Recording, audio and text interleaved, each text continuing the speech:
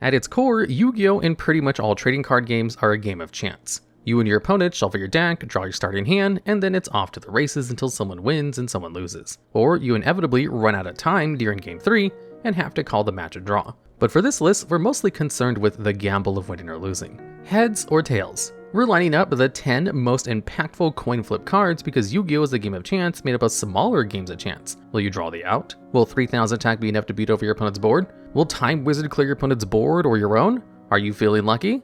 As fun as games of chance are, wagering the outcome of a duel on a coin flip is always going to be at its absolute best a 50-50. But what if it could be better than that? So to kick off this list at number 10, we have a continuous spell called Second Coin Toss. It was released in 2003's Legacy of Darkness set and has a very simple but impactful effect. Anytime a coin toss is performed and you don't like the result, you can redo it once. It's not as explosive as the rest of this list, but this card is something that almost no other coin toss card is. Consistent. There's no penalty for second coin toss. The entire point of this card is to mitigate the shared flaw of all coin flip effects, which is that you might get stuck with an unwanted result. We can actually quantify the utility second coin toss with math. Yay, math! We all love math. So here's the setup. You've got 250 life points left and nothing in hand on field except for a single Time Wizard. Your opponent has 3 blue eyes white dragons and might be Seto Kaiba. You might be the underdog of the situation, but what if you top deck a second coin toss? Let's see how this scenario changes. With just Time Wizard, you've got a 50% chance of making those blue eyes a thing of the past, but also a 50% chance of blowing yourself up on the spot. It could be worse, but with second coin toss, it gets better. Now, your only lose condition is missing 2 consecutive calls. With second coin toss, you brought your chances of success up to a much friendlier 75%. But here's where things get really interesting. The benefits of this effect can scale. Let's look at Sand Gambler's effect. It's pretty similar to Time Wizard, except you're flipping 3 coins instead of 1. If all 3 coins are heads, all of your opponent's monsters are destroyed. 3 tails, and this same destruction falls on your field. While the base odds of Sand Gambler's success are lower, we're looking at a 1 in 8 or 12.5% chance of hitting. Your chance of self-destruction is also lower. Now let's get second coin tossing.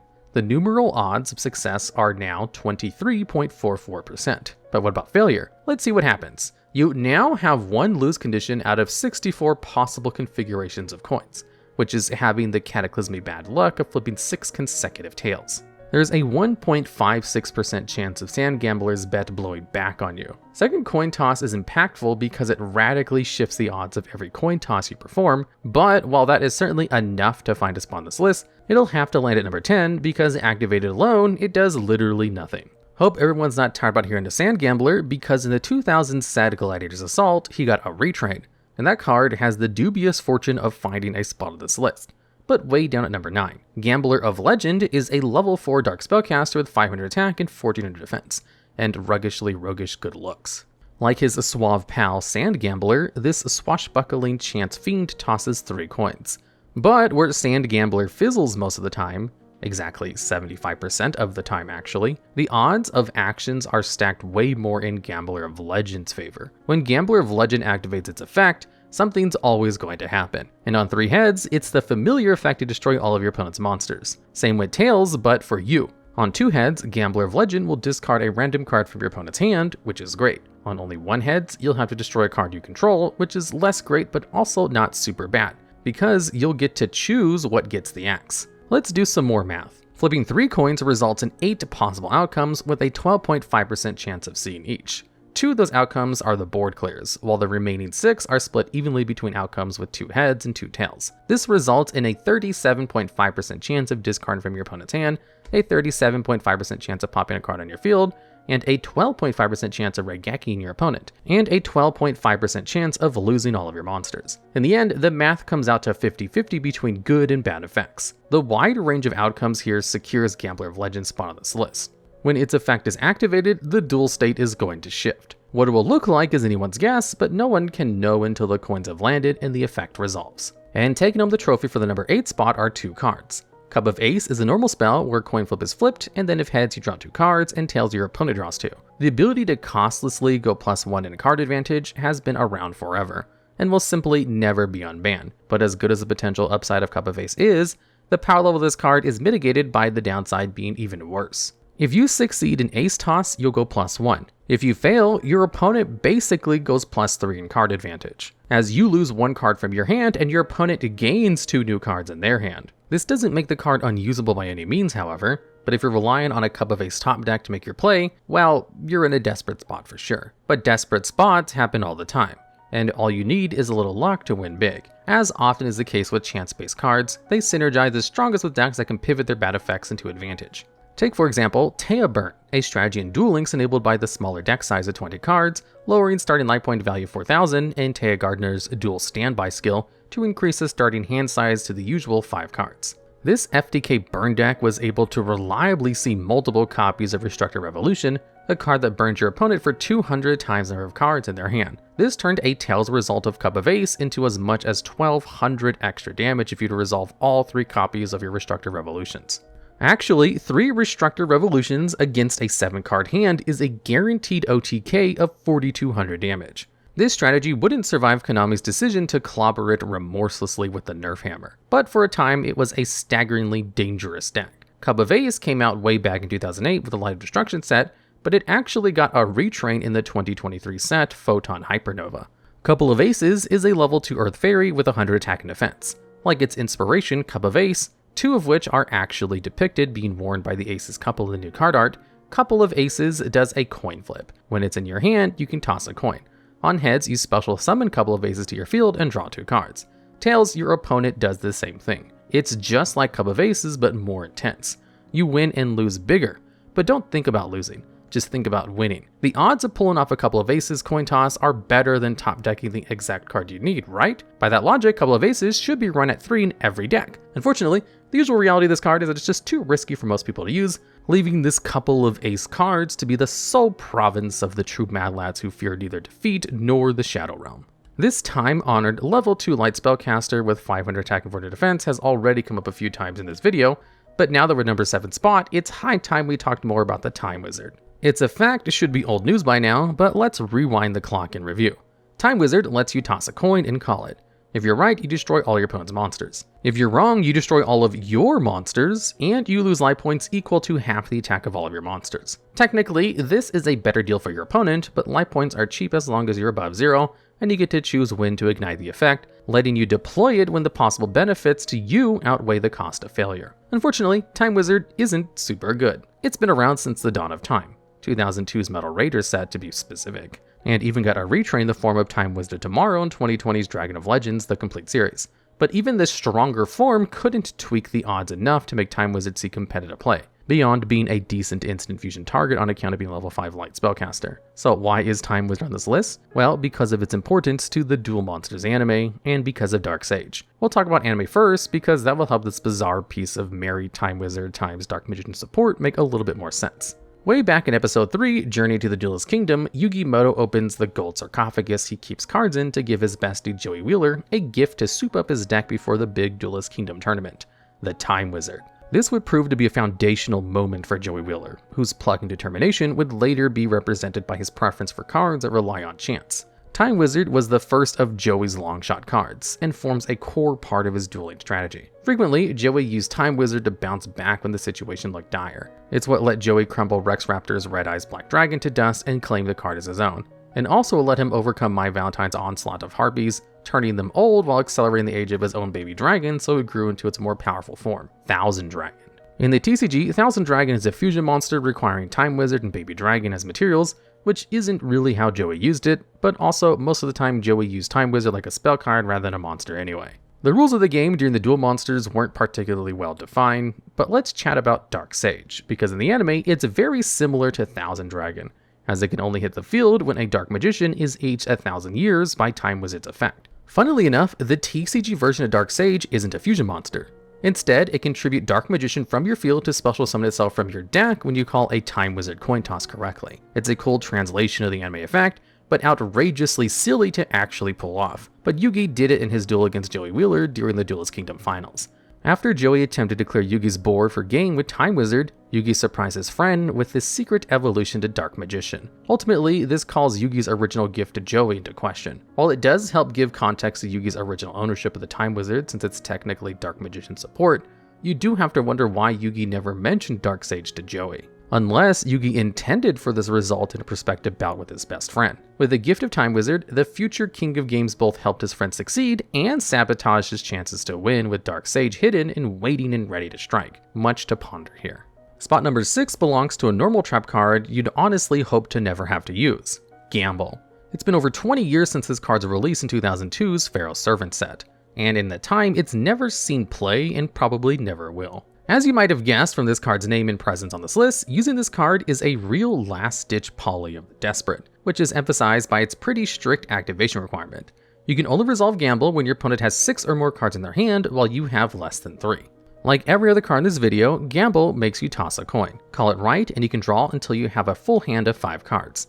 Miss the call and you have to skip your next turn. This card is a pretty life or death, since losing a whole turn is often just going to be the game, and especially when your opponent is ahead in card advantage. That Gamble is a trap card that doesn't help. If you've got your back against the wall and drawn to Gamble, it's usually too late to use it. Still, as restrictive and clunky as Gamble is, on successful resolution and call, it's a minimum of a +2 in card advantage and a maximum of a +4. And these additional cards come with no extra restrictions. You aren't archetype locked or limited on your summons or activations. It's not a card you ever really want to need, but its impact is extreme. You'll either turn a hopeless situation back into an even game, or turn your premature burial into a foolish one. Shockingly, this card has an impressive roster of anime appearances across multiple generations. In the OG Duel Monsters series, this card is used by Joey Wheeler and can be seen in his hand during his duel against the Big Five in episode 112 and against Yami Merrick again in episode 127.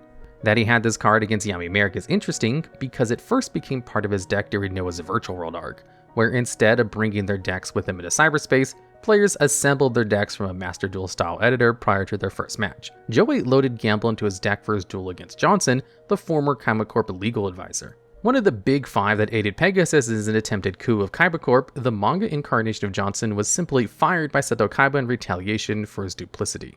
In the anime, the Big 5 got 2 different filler arcs where they got trapped in the virtual worlds of walking and sometimes talking duel monsters. In the virtual world arc where Joey dueled Johnson, the fallen lawyer presumed the form of the Judge Man. The stakes of the duel were high. Joey had a body, but Johnson didn't, and since both of their brains were trapped in the virtual world, the winner of the duel would claim Joey Wheeler's body. Joey, never afraid of taking a risk, stocked his deck with chance cards, which was a mistake since Johnson could determine the results of all of Joey's chance cards. Was this cheating? Yes.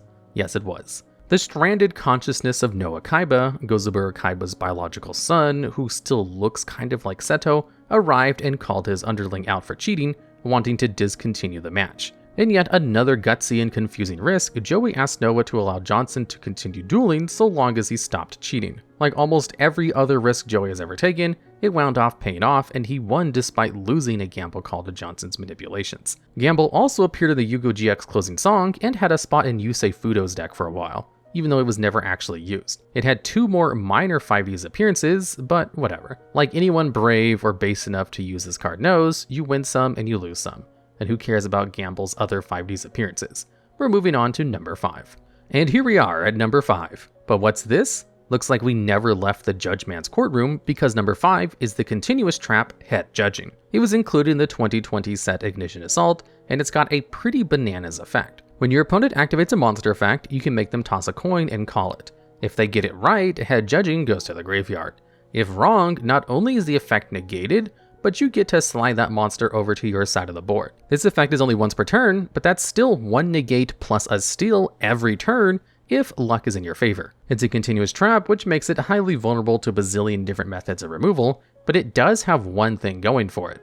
Unlike equipped cards like Snatch Steal or Dark Necrofear, control of a stolen monster will not return to your opponent when Het Judging is destroyed. What makes this card good, or well, it's more accurate to say relatively impactful within the context of this list, is its potential infinite upside with no penalty for bad luck. If this card fails, it only fizzles. There's no detonation of your field or skipping your turn. While the application of this card was highly limited, garnering only a scant handful of competitive placements in the TCG, it was busted in Duel Links. As with many cards too finicky to find success in other formats, the Duel Links skill system had a skill called Master of Destiny, which guaranteed your first 3 coin results were heads.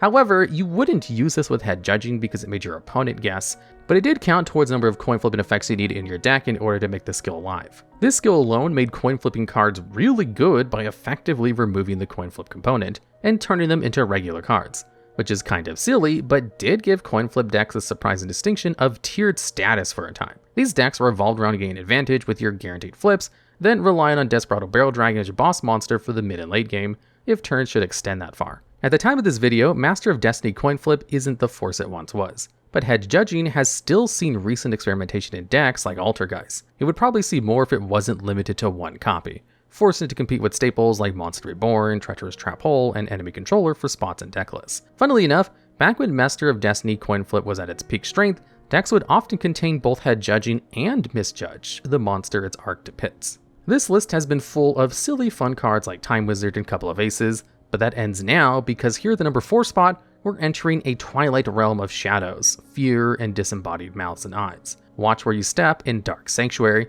because the sky is watching you, and it's very, very hungry. This field spell released in the 2016 set Duelist Pact Rival of the Pharaoh alongside other cards in the anime, like Magnet Force and legacy support for anime featured archetypes like Silent Burning and Silent Swordsman. In episode 82 of the Duel Monsters anime, the spirit forms of Yugi and Bakura squared off once again in the skies above Battle City. It was the first match of the Battle City finals, and Yugi took an early lead by cutting through Bakura's ghoulish ghouls to reduce his opponent's life points down to a critical 150.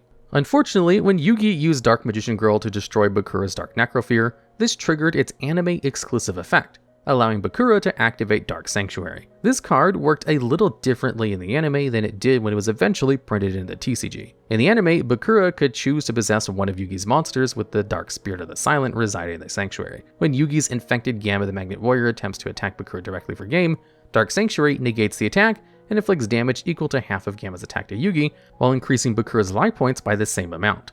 Because it'd be very convoluted to find a fair way to translate randomly equipping an immaterial Dark Spirit to an opponent's monster before their battle phase, and just trust me bro, that doesn't really cut it, this effect was modified to become a coin flip when Dark Sanctuary was printed. While the TCG version of Dark Sanctuary is on the field, every time your opponent attacks, you can flip a coin. On heads, you negate the attack and inflict half its value as damage. On tails, nothing happens and the attack succeeds. In effect, this makes Dark Sanctuary a less punishing but easier to use fairy box, and with good luck or combined with second coin toss, it can be decent as a stall. But why then is Dark Sanctuary on this list instead of fairy box?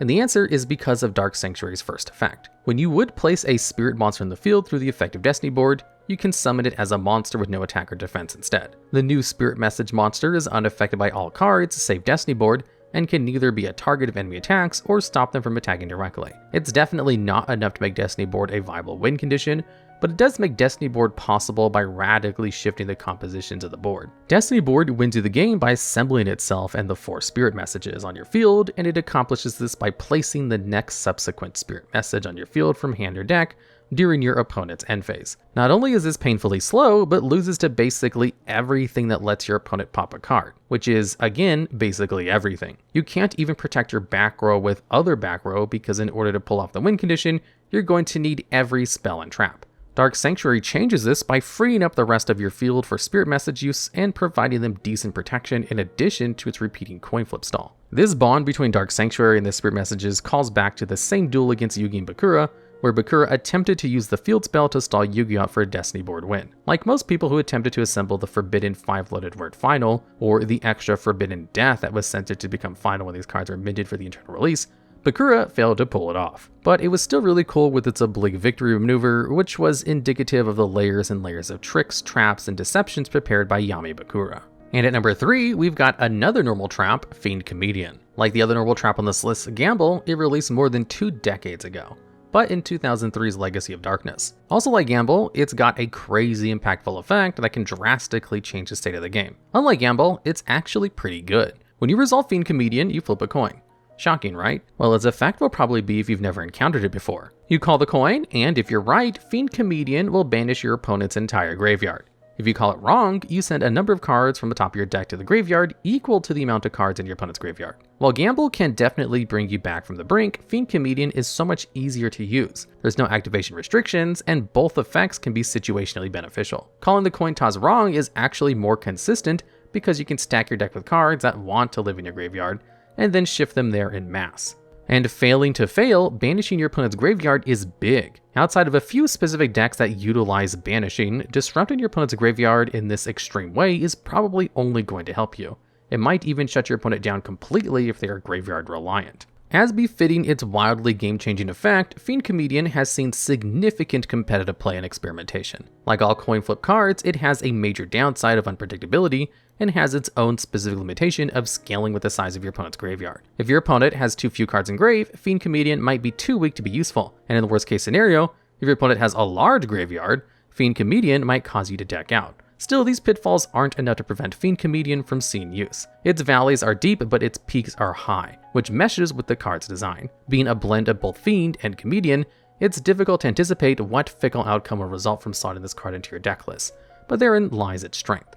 Like Yugi and the Spirit of the Pharaoh shuffling their minds to befuddle both themselves and Pegasus, you cannot perfectly counter what you cannot predict, and Fiend Comedian is full of surprises. And at number 2, we're firing up a card that's truly goated, and by goated, I mean Blowback Dragon. A 1 tribute to Dark Machine with 2300 attack and 1200 defense that released in the 2004 set Ancient Sanctuary, and has an important niche in GOAT format. Once per turn, Blowback Dragon lets you select a card and flip 3 coins. On 2 or more heads, you can pop your target. This is likely a nod to Barrel Dragon, which had 3 cannons in its design and was the ace monster Bandit Keith, as well as inspiration for the previously rementioned retrained Desperado Barrel Dragon that was good in Duel Links. While effectively being a retrain of Barrel Dragon itself, Blowback can also fuse with Barrel Dragon to create another powerful coin flip card, Gatling Dragon. This combined monster is powerful and has the potential to destroy as many cards with its 3 flip coins, but its destruction is mandatory, and if you flip heads more than your opponent has cards, you'll be popping your cards on your own board.